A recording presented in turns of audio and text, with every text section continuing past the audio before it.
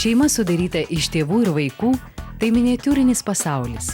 Ypač vaikui šis pasaulis yra viskas – saugumas, ramybė, šiluma, užuovėja.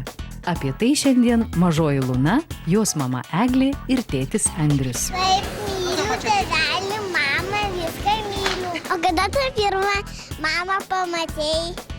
Prieš 15 metų. Buvo labai tada mama graži. Taip, graži. Kodėl tu myli tėtį? Kad tėtis labai geras. Gal Mūsų tėtis? geras tėtis, Taip, geras. Lunytė, o tu myli savo senelius? Babytę, senelį, močiutę? Myliu. Lunytė, pasakyk, koks babytės vardas? Dalė, O senelio? Kazimieras. O kada įla šeima? Aš, tu, mama ir visada mes kartu. Tai viskas, ką aš turiu. Tu, tėvelis ir aš.